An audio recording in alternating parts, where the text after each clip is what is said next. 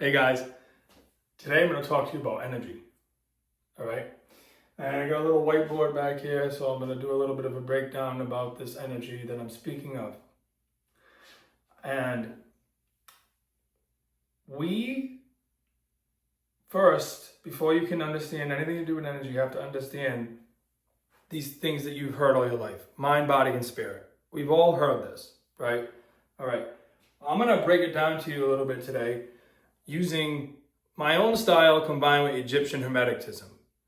And my background in Egyptian Hermeticism is studying it, and I have practiced it slightly as well, or at least my own rendition of it, as I typically do with many ancient practices and older religions that I study.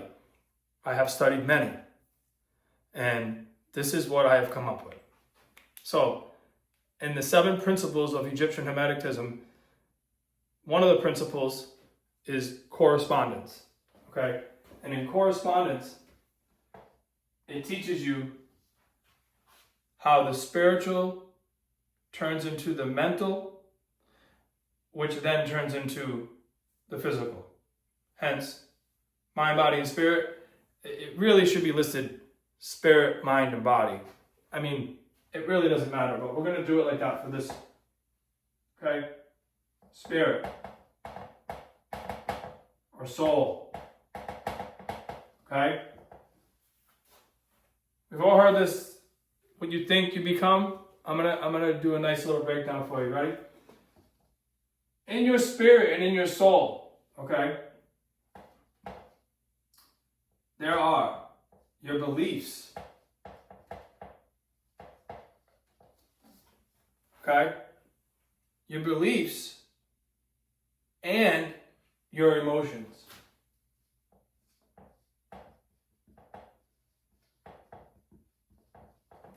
Okay? Beliefs and emotions. That's what's in, I'm going to move this a little closer. That's what's in your spiritual. Way up here. Okay? Follow me here. I'm going to draw a line. Mind, mental,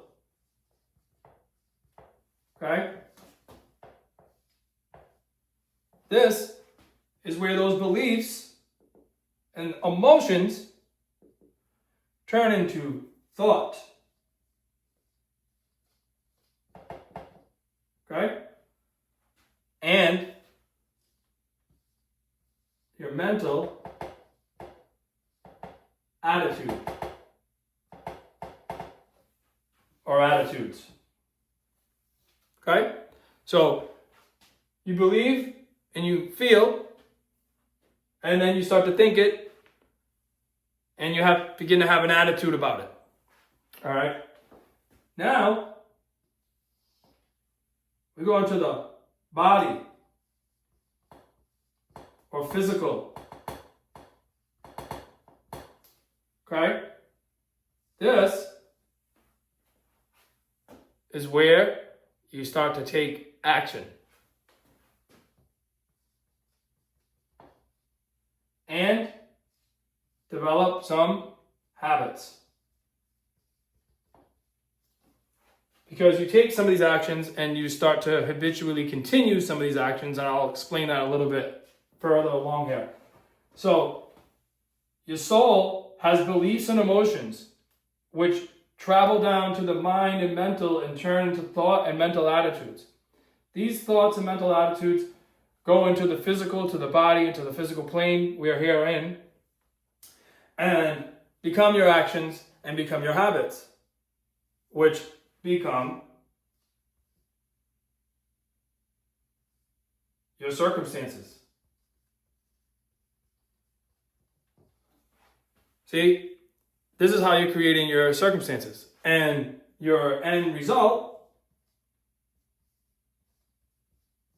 is also created as well. So your beliefs and emotions in your soul and your spirit go into your mind and turn into thought and mental attitude, which then, when believed strong enough and thought about hard enough and have strong enough mental attitude about, you will begin to act Once you begin to act, you'll start to develop habits.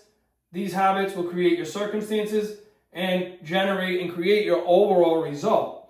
And I mentioned earlier how you create the habits. Here's how all this becomes a habit. Ready? Whatever the result is, reinforces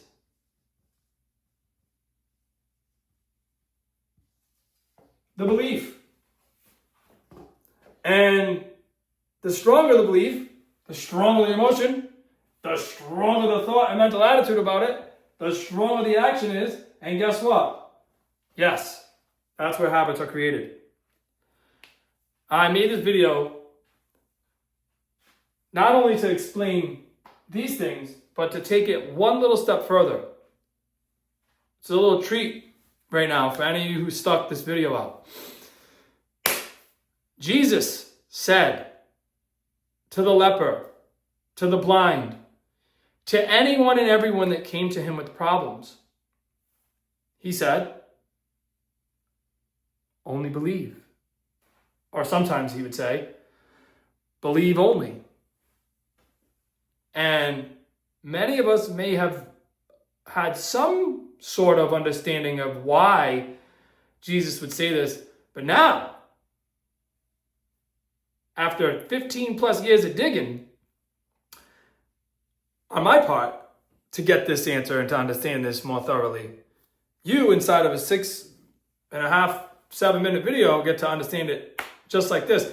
Why did Jesus say only believe? Because whatever you believe is going to generate your emotion, which is going to get into your mind and build and develop your thoughts and your mental attitude about it, change your actions, develop your habits, your circumstances, and change your overall result. So if you have a problem with something or someone, the trick, the key, the way to fix that problem all starts with belief. Now, I know some of you might be a little stuck. Okay, well, how do I change my belief? I know this person's a jerk. I know this person at work is out to get me. I've seen proof of it. How can I change my belief about this said person? That's not that hard. You can control your thoughts. You can control your mind with your beliefs. But how do we change our beliefs? Meditation.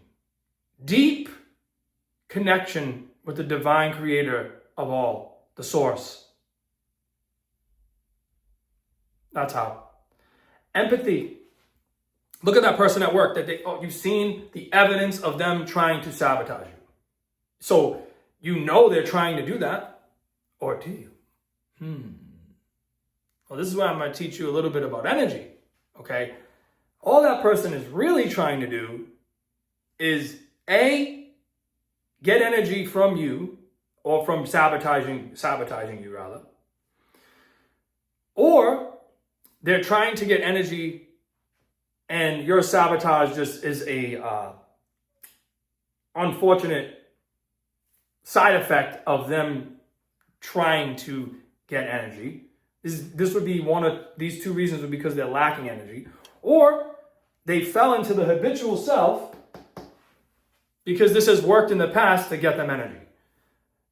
Either way, you have nothing to do with the situation. You are not the mind.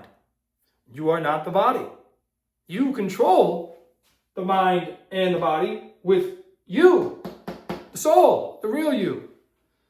So if that person is doing anything, even if they are directly, even if they come right out and say, I just hate you and I want to get you fired and I can't stand you. Well, guess what? They unbeknownst to them, they really don't have a problem with you. They have a problem with energy, first of all. Secondly, they have a problem with your body and maybe your mind. But they can't possibly have a problem with your soul. That's not possible. Our souls don't have problems with each other. Our souls are all fully aware of why we're here, to harmonize, for the betterment of humanity, to progress forward, to be loving, to be helpful, to get a deeper, stronger connection with the divine. Your soul's not confused at all the way deep down inside. You have just allowed thoughts, mental attitudes, actions, habits, circumstances to dictate your results. Basically, you're not driving your car. See? I'm going to switch it up a little bit here. See, my videos, you're going to stick around. They only get better. Ready? Driver. Engine. Car. See? See what's happening? Most of you, unfortunately, are, oh, you're in the car, right? You got that part. You're in the car because your body's still alive and breathing. You're in the car. You got an engine. That's your mind. Might be working good. Maybe not so good. I don't know. But you got the car and the engine. You're the driver. Where are you at? If you're just letting thought, mental attitudes, actions, habits, and circumstances to continue and never engaging and never jumping in to the driver's seat, this body and this hence car and this engine, mind, will drive itself around all over the place while you're in the back, rolling around in the back seat, clueless to what's going on. Get in the driver's seat. Get in the driver's seat. And you can start telling this mind and this body what to do. That's how it works, my friends. This mind and this body does not get to tell you, oh, I'm hungry, I'm eating this garbage food. This mind and this body doesn't get to say, oh, I'm going to cut this person off because I'm late. No. That's not of love. You tell that mind and tell that body, oh, everything's going to be fine. We'll get there. I'm going to cut this person off and risk an accident and hurt and harm them or their children because I'm late? Well, why am I late? I am late because I left the house late or got out of work late. Oh, well, it's a me problem. I don't get to spill that all over everybody else. That's not how that works. But unfortunately, most people are not even consciously aware that they're doing it. They're just desperate for that chunk of energy, so they're just trying to get it. And they fell victim to this circle, but forgot that they're the driver. So they just got the car and the body driving them all over the place. And I wonder why so many people are in therapy and taking pills and have all kinds of problems and cannot fix their problems. I'm here to tell you, if you take nothing else from my video, I am 42 years old.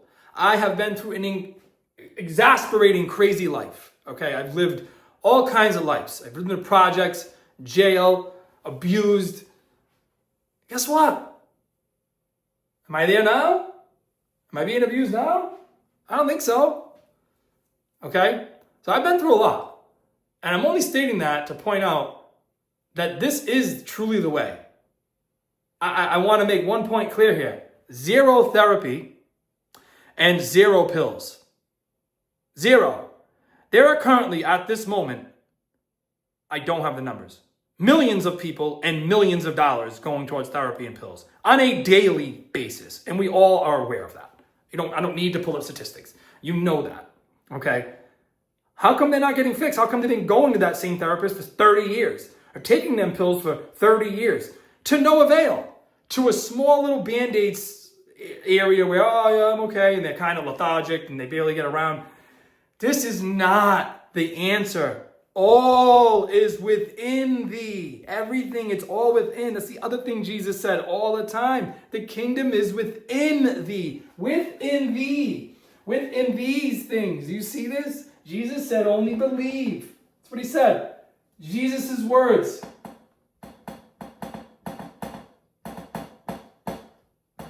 Only believe. That's it. Because that's where it starts. It starts with belief. You want to change your life? Change your belief. Change what you believe. You don't think you can? Stay tuned. I can teach you how to change your belief. I've changed all bunch of my belief systems.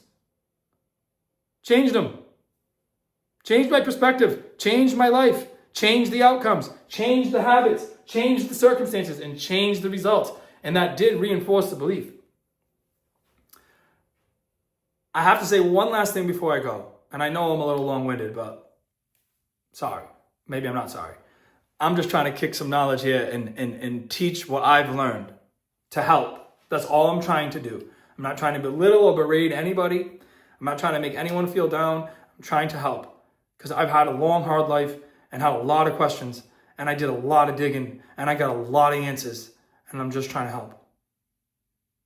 I know the one last thing I want to share is God loves you more than you can even fathom. For you parents out there, when you look at your small little child when they were little, or if they are still little, your son or your daughter, in the tender early ages of life, that deep, powerful, amazing bliss love that you feel for that child, God has more of that for you than you can even wrap your head around. Just like when your little kid falls and you pick them up and tell them it's going to be okay. It's the same thing God's telling you. It's the same thing that God's telling you. And he doesn't care if you've been doing this cycle wrong for 65, 70, 80, 90 years. The second you see it, the second you wake up, the second you realize it, he's right there. God is right there to pick you up and say, it's okay. It's okay. You got it now, buddy. You got it now, my sweetheart. You got it. It's okay. Remember that. God loves you so much. Peace, love, and blessings.